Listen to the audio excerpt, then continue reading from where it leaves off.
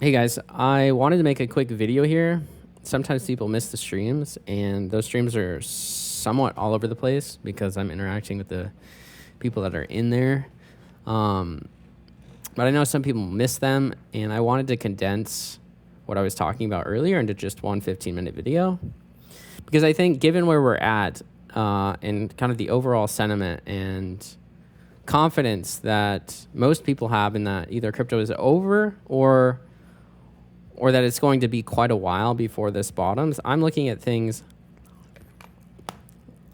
in data and trying to look at it objectively, but it points to being at the end of, this mini bear market that we've had. And actually, I think the odds are that we have a V-shaped recovery. And I will go through them. But first, my assumption from the beginning of this bull market in 2022 was that we were eventually going to see a blow off. And I talked about that quite a while ago, both on X and in the live streams.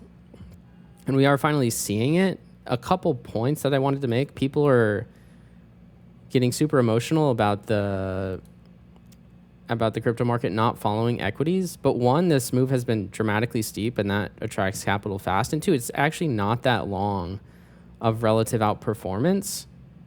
It feels like forever, but honestly, it's been It's like 2 months of outperformance in equities versus crypto. And number two, I think the more important kind of correlation is the Russell 2000 over the S&P 500. So the small and mid cap stocks versus the large cap tech stocks has been more of a signal in terms of crypto, in terms of rotation out of major equities into crypto and smaller companies, because that's typically what we see. We see profit taking, and then people just diversify their profits across different sectors or smaller cap stocks in crypto. So I would lump that together. And what we've witnessed every crypto bull market really since the 2013, 2014 cycle is relative outperformance in the Russell over the S&P 500. Right? So from 2012 to 2014, that's when crypto had this massive run. And then it ended, Russell underperformed, right? It was a risk-off environment. And it started rallying again early 2016, which is when Bitcoin actually found its bottom and started rallying. It broke all-time highs later in the year, and that's when we had this massive run-up in the Russell over the S&P 500. And then again, towards the end of 2017, we had outperformance. Then we had that major altcoin mania in 2021, and it was sort of the same thing, right? Major underperformance of Bitcoin and the crypto market as a whole, right? It recovered way slower than the S&P 500.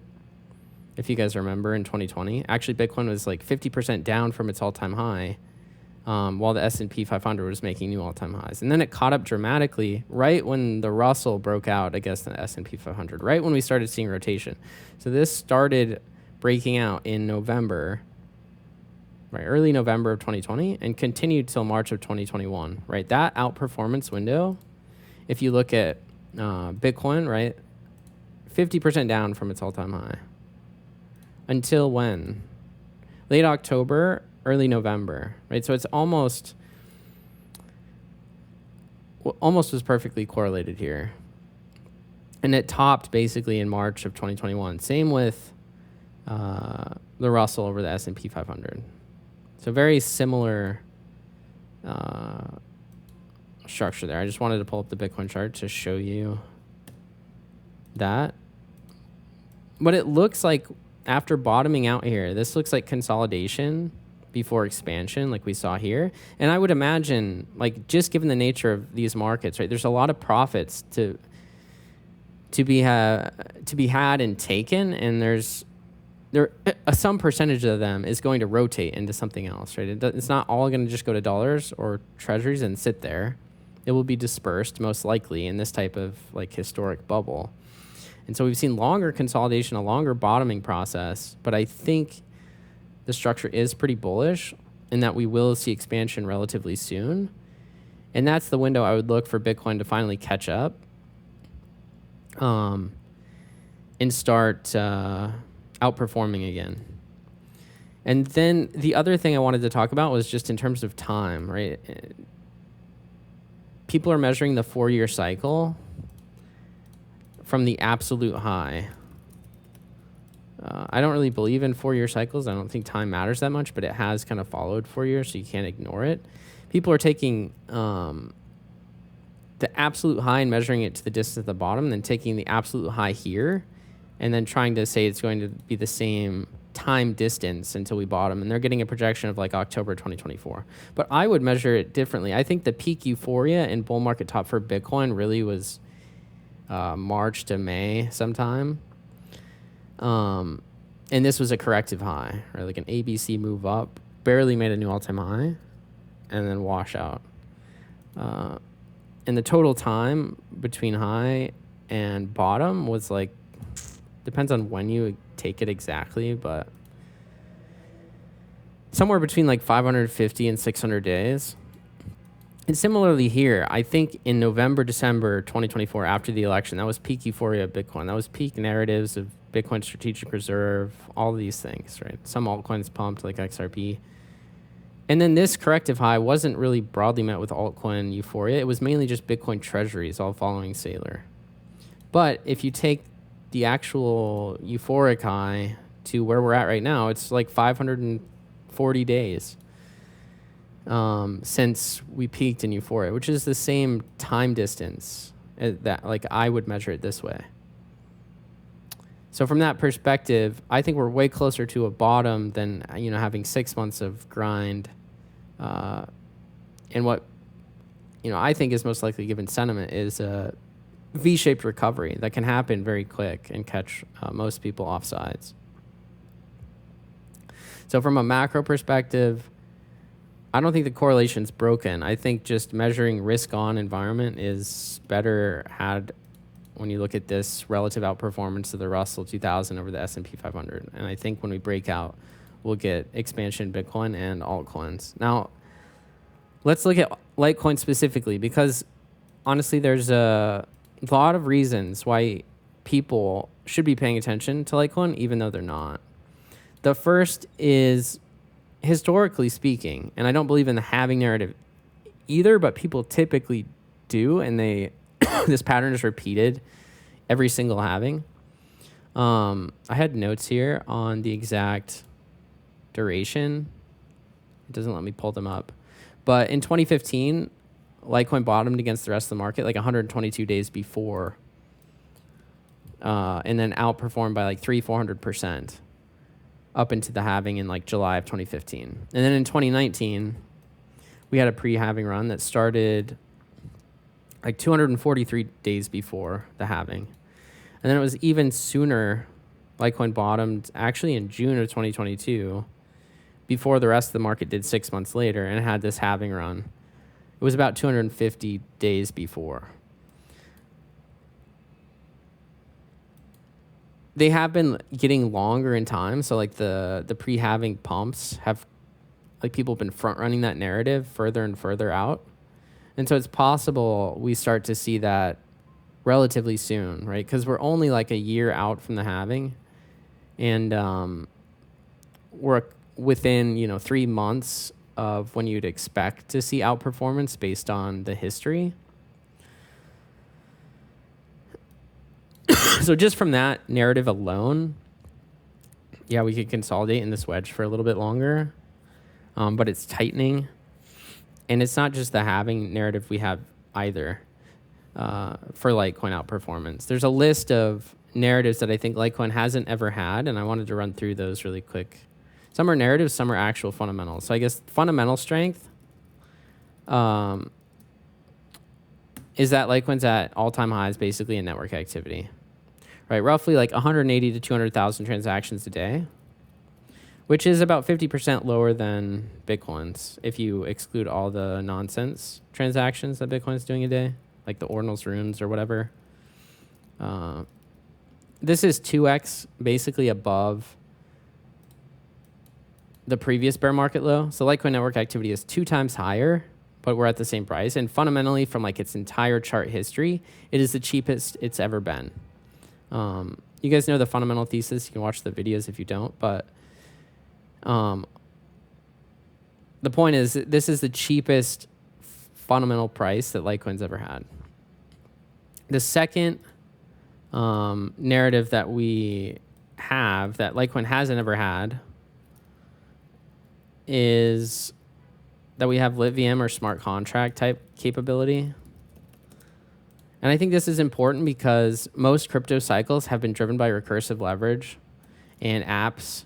None of them turned out to be much, but it created a lot of demand for the base layer token, which is Litecoin in this instance. And it, LitVM does have a lot of people behind it, right? Like bigger names than Litecoin's ever had before. And there's not a lot of other things going on in the space that people are really excited about. So if there are a few apps that get popular, it can really drive demand for Litecoin. And given its consolidation history of 9 years, it doesn't take much to really start moving the price on a relative basis, especially since it's starting from a lower market cap than a lot of these others. The other difference is that we have more on-ramps. So it hasn't mattered yet. Like there wasn't much demand for ETFs because other narratives crowded out Litecoin. But in a bull market, and when there is attention on it, it is a catalyst for further upside. It's a tiny asset, and if people suddenly want to buy it because the narrative shifts, then it can expand upside beyond what we typically saw. So like it's very easy now for capital to rotate from stocks to crypto because they don't have to like set up an exchange account anymore. And then the last thing, I guess this is the most important thing, and it corresponds to the real fundamental driver. And I talk about this all the time, but it's the most important thing. It is what Litecoin is. It's what I've tried for years to explain. But Bitcoin has this monetization limit. Monetary network effects consolidate around the most dominant chain first, but over time, as demand rises for the network, so does the cost to use it, and therefore you get substitution. But that, when you get substitution, it doesn't scatter randomly. It reconsolidates around a second chain, and Litecoin really is the chain that is seeing that happen, this network consolidation around a second Bitcoin chain, which is Litecoin. So the potential narrative change is right here, right? This would force a monetary reclassification of what Bitcoin even is. And that's what can, really drive the premium. Right?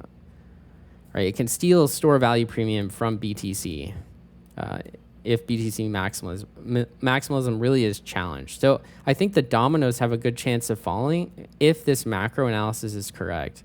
Right? If the Russell 2000 is going to break out against the S&P 500 and we are going to get this blow off broadly, right? I don't know how long it will consolidate.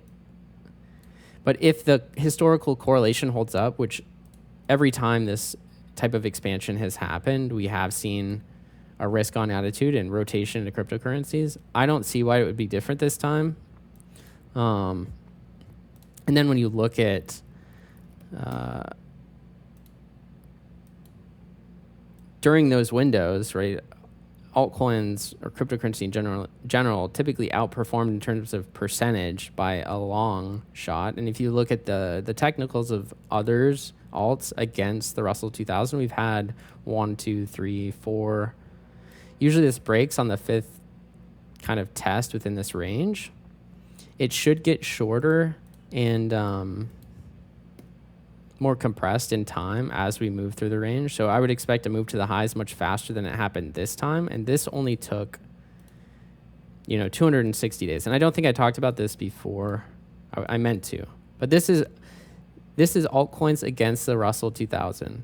And why I say we're way closer to a bottom and potential move back up to the highs is that this structure is pretty much repeating. In December 2022, the market bottomed, altcoins bottomed against the Russell 2000. This was like the liquidation FTX thing. And then we had actual retest of the lows, not too far from this first test of the lows, but it was on much higher degree of fear. And then pretty quickly, we saw a reversal back to the highs. And it's similarly here. It's doing the same thing, right? We had this liquidation event. And now we're retesting the lows much faster this time, right? So it should happen faster. This was 173 days. This is 118. And you'd expect a move back quicker to the high. So this took like 250 days. This could take 180. So within 6 months, and most likely it will break out to the upside if we do retest the highs. So from everything I'm looking at, I think the odds of a V-shaped recovery are actually really high. And then if you take that as most likely, and you look at the structure of Litecoin against Bitcoin, the narratives we talked about, as well as the LTC ETH chart that I've been repeating over and over again, it looks really bullish for Litecoin not to be at these levels very, very much longer. And actually just, break through all this resistance all the way through all-time highs faster than anyone can really imagine. So that's my spiel there. What I wanted to talk about, because I feel like sentiment is in the gutter. The expectation is that we're going to bottom in October, when we've already spent longer time in a bear market than previous for LTC. For Bitcoin, it seems like the same amount of time. And, stocks have only been outperforming for like 2 months, which even in COVID, even every other time, it was about the same. Right? It broke all-time highs much faster in July of 2020. So I don't know. I think people are going to be caught off sides and be forced to buy at a lot higher prices much sooner than they anticipate. So thanks for watching. Appreciate it. See you guys next time.